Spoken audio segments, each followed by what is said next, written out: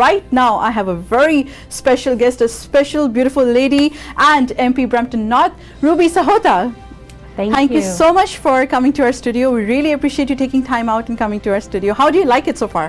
Arnia, thank you for having me on. I love the studio. It's not my first time. I came for the small opening that happened a little while back, and it brings me great joy to see Rajinder Sani, Parvasi Media's team grow over the years.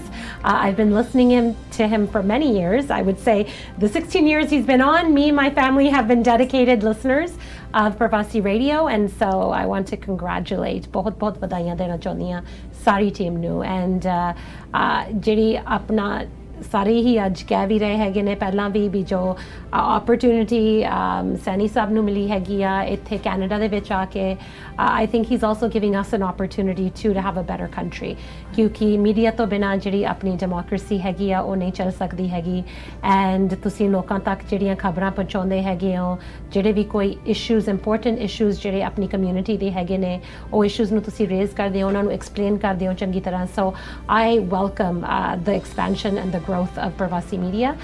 So ਜਿਹੜਾ ਤੁਹਾਡਾ 24-hour ਹੁਣ news channel ਵੀ ਸ਼ੁਰੂ ਹੋ ਗਿਆ ਹੈਗਾ I think that's fantastic and ਇਸ ਤਰ੍ਹਾਂ ਦੇ ਹੋਰ ਸਾਨੂੰ media organizations ਚਾਹੀਦੇ ਹੈਗੇ ਨੇ ਜਿਹੜੀ responsibility ਆਪਣੀ ਸਮਝਦੇ ਹੈਗੇ ਨੇ ਸਹੀ ਖਬਰ ਨੂੰ ਸਹੀ ਵਕਤ ਤੇ ਲੋਕਾਂ ਤੱਕ ਪਹੁੰਚਾਉਣਾ ਉਹਨਾਂ ਦਾ ਜਾਨੀ I know ਰਜਿੰਦਰ ਸਾਹਿਬ ਆਪਦਾ ਫਰਜ਼ ਬਣਦੇ ਹੈਗੇ ਨੇ and so it's nice and it's good to see that he's hired many more employees as well kush I think 25 ਕਹਿ ਰਹੇ ਹੈਗੇ ਨੇ team ਦੇ member ਹੈਗੇ ਨੇ so I'd like to thank all of them for working very hard.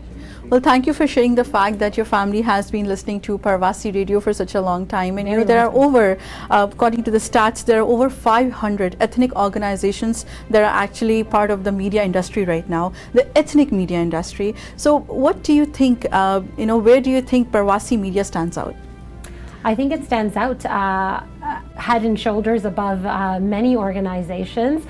It's hard for me to say because I like to try to keep everyone happy, but I have to speak the truth as well.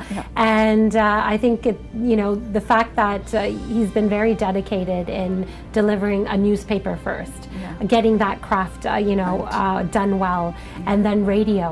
I know that the listenership has grown and people respect the news that's coming out, respect the opinions, and you can see that even the caliber of the callers that are calling in, the listeners that are listening are people who care about their communities, who care about wanting to give good feedback.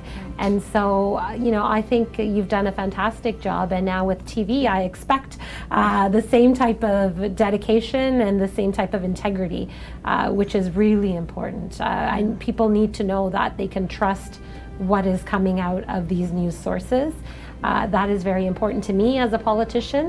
I want to make sure that people get both sides of the story and can make up their minds after the fact. And so I do think that Parvasi Media gives people that opportunity.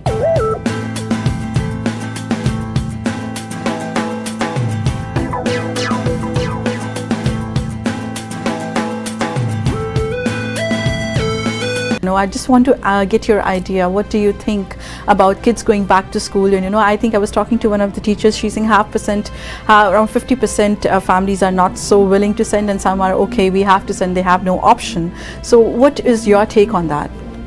Yeah, I'm in that position myself, and me and some of the fellow MPPs were also talking about this on the side as well as we've been here. It's the big issue. Every parent is worried about it. I have friends that are teachers. I have also other friends that are parents, right? And I'm a parent of a young child, and we're very worried. We're having conversations at home as well. My husband is in the medical profession. He's a doctor, and so he can sometimes we can have those in-depth conversations about what should be done in the schools. And so we're closely monitoring right now. We are wanting to send our son back. So I have signed him up to send him back because I do think it's important for their mental development to be in school. So it's really important. But at the same time, I think me, along with many other parents, they're watching and waiting to see what the school boards, what the province is going to decide on the issue, and what what plan they're going to put in place, what precautions they're going to have for the students, because our youth are our most valuable asset. Our children, of course, there's nothing more valuable. And so we're cautious and going to take it one day at a time, right? So I know that parents, if they think that there's going to, the plan is not right, they will pull their kids out of school. Yeah. And so I think we're in the same boat. We're along with those parents that are willing to do that and educate our son at home if needed. But we want him to go and we want him to socialize. So we'll see how things go. And I hope with the new $2 billion that the federal government has announced for the provinces, that money will be put to good use. I think that was really important. I had a conversation with the Prime Minister about it. The Prime Minister has young kids, so he can relate. And many of our caucus members have young kids, and that's why I think it's really important to have a diverse caucus, have a diverse number of MPs that can relate to these types of issues, right? Because many of us have young kids and we know what our kids behave in school and what precautions might be needed. And a lot of our caucus members have been teachers in the past as well, so they can understand these things. So I really hope the decision really is up to the provinces. But I hope that through that funding, they can use that funding to hire new teachers, to have the right PPE equipment, to have nurses in their schools, all the things that we're hearing. If they can get that done in the short amount of time that we have, I think parents will be very happy and will thank the government of Ontario and of Canada for providing these services. But right now, I'm just waiting and seeing if they're able to do it. Some of the people are also claiming that the funding should have come ahead way before time. Do you think it's a bit late to get the funding now and implement it? Absolutely not. I mean, this is a provincial jurisdiction. It's 100% provincial jurisdiction.